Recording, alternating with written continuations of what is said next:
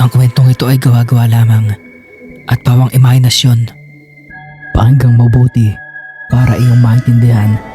Ito ang kwento ng Traidor ng San Fernando High School.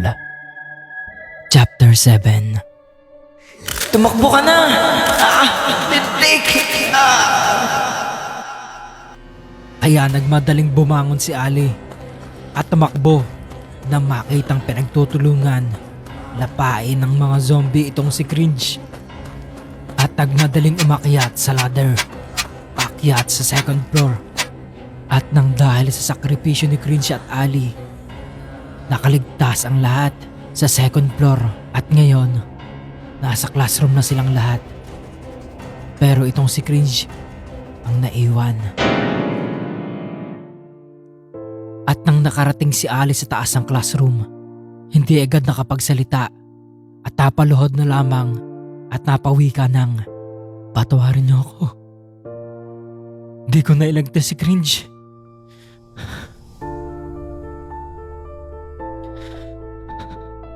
Nagpaiwan siya para maligtas ako. Patawarin niyo ako. R. Mayor." Nang biglang sinapak ni R itong si Ali. Bakit mo iniwan si Cringe, Stansbury? Best friend ko yun. Bakit mo iniwan? At napaiyak na lamang si R, sabay tulak kay Ali. At napasabi na lang si Dos ng, "R, tama na. Isa rin si Ali sa nagligtas sa atin. Huwag kang makialam dito, Dos." At napatahimik na lang si Dos. At napayuko na lamang si Ali sa nangyari, na tila sinisisi ang kanyang sarili. At si Mayor naman na nakatulala. "R, Tol, kumalma ka na. Hindi rin nagustuhan ni Ali ang nangyari kay Cringe. Kailangan na lang talaga natin tanggapin ang nangyari sa kaibigan natin." Kumalma ka na, mahal. Isa rin si Ali sa nagsakripisyo sa ating lahat. Wika naman ni Yeng. Tama, R. Si Ali rin ang dahilan kung bakit nandito pa tayo sa taas at kung bakit pa tayo buhay. Wika naman ni Yula. Cringe, bakit mo ko iniwan? Iyak na wika ni Ira. At si Cheng at Mia naman na nakahawak sa bibig na tila pinipigilan ang pag-iyak.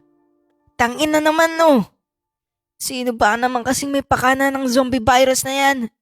Sigurado, may namumuno dyan at may gumawa niyan. Wika ni Luna na galit na galit. Isa-isa ba tayong mamamatay dito sa paaralang to? Mga sis.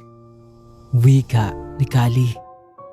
At itong si Mia naman, dahil sa gustong sumigaw at umiyak at dahil sa iing na rin, pumunta siya sa CR nang biglang Nuggets! Bakit nandito ka sa CR? Tinakot mo naman ako eh. Mia! Buti na lang nandito ka. Nakita mo ko. Kanina pa ako nagtatago. Takot na takot ako sa mga zombies.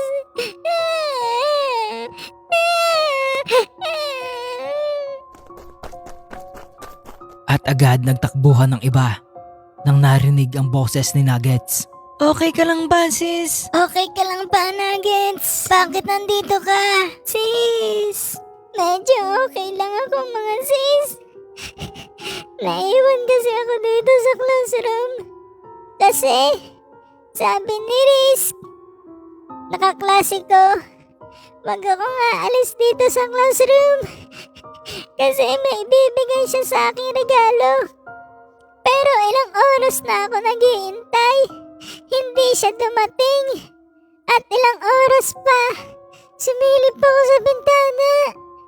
Nang kitang-kita ko kung paano naging zombie at nagkainan ng laman ang mga estudyante.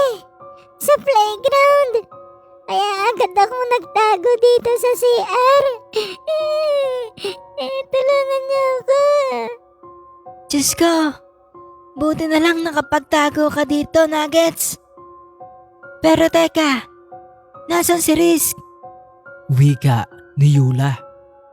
Hindi ko alam.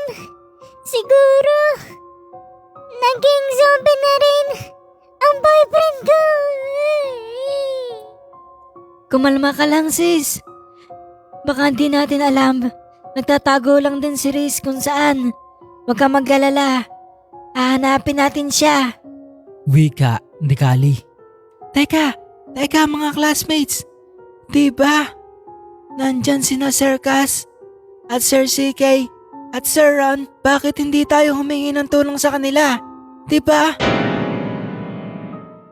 Singit na wika ni Dos. Oo nga. Buti naisip mo yan, Dos. Ang pogi mo. Wika ni Luna. At agad sumigaw si Mayor nang nakita sina Sir Cass, CK at Ron na tila papalapit na sa building. Sir Cass! Tulungan nyo kami! Nandito kami sa second floor! Sigaw na wika ni Mayor. Ay! Sir Cass, may tumatawag sa'yo. May survivor pa. Mukhang boylet yan ah. Nasa taas, Sir Cass. Mga boylet nga. Wika ni Ron. Doon sa second floor, Sir Cass. Wika ni CK. Tara boys, may mga buhay pa doon, tara. Puntahan natin sila. Sige mga bata, pupunta na kami dyan. Wika ni Sir Cass. At agad nagmadaling pumunta sa building at pinagbabaril ang humaharang ng mga zombie. At nang paakyat na sila sa hagdan ng second floor, may sumambulat sa kanilang nagsisiksikang mga zombies. At dahil napaisip ang tatlo na hindi nila ito kaya, takmang uurong na sila at paglingon nila sa kanilang likuran nang may mga zombies na rin dito na tila may nagko-command o nag-uutos sa mga ito. At nakita ni Sir Cass sa hindi kalayuan. Paanong Professor M? Anong nangyari sa'yo? Bakit ganyan ang itsura mo? Na may 8 talampakan at naglalabasan pa ang mga ugat at tila naagnas pa ang katawan. At nagdurugo ang mga bibig at nagwika ng, Saan kayo pupunta, mga gwardya? Balak niyo bang ubusin ang pinaghirapan ko para kay Principal? Hindi niyo mauubos ang mga zombie na iyan. At agad sumugod ng takbo itong si Professor M. At nagtalsikan pa ang mga zombie na hinahawi nito.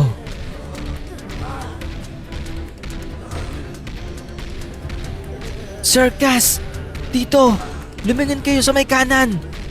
Sumunod kayo sa akin. Bilis! At agad sumunod ang tatlo nang walang imik dahil na rin sa takot sa nakita. At agad nagmadaling umakyat ang 4 sa ladder papuntang second floor dahil sa hindi sila pwedeng dumaan sa hagdanan dahil na rin sa dami ng zombies na nakaharang.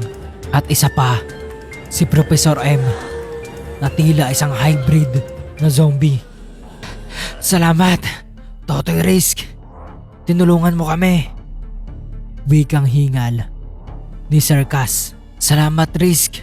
Wika ni CK. Salamat Pogi. Wika ni Ron. Sumunod po kayo sa akin. Pupunta tayo sa isang classroom. Doon tayo gagawa ng plano kung paano tayo makakaalis sa paaralang to. Nang biglang nag-iba ang ekspresyon ng muka ng tatlo at nagkatinginan na tila nag-uusap sa kanilang mga isip. At sumunod naman ang tatlo kay Risk. At pagbukas ng pinto, Nuggets! Mahal! Nandito na ako! Nang biglang nagulat si Risk dahil sa may mga kasama na ito. Ah! Bakit kayo nandito? Gulat na wika ni Risk at nagulat na natuwa ang mga magkakaklase nang nakitang sumulpot sa likuran ni Risk ang mga gwardya at nagwika si Sarkas ng, "Andito pala kayo mga bata. May nasaktan ba sa inyo? Okay lang kayo? Ililigtas na namin kayo mga bata." Wika naman ni Sir CK. Ay, pagkagagwapo ng mga batang ito. Teka, sino yang bagong muka? Wika ni Ron. Ah, ito po si Ali. Sir Ron, transferi po. Ay, bet ko yan. Malatay yung ang muka ng BTS. Itutuloy.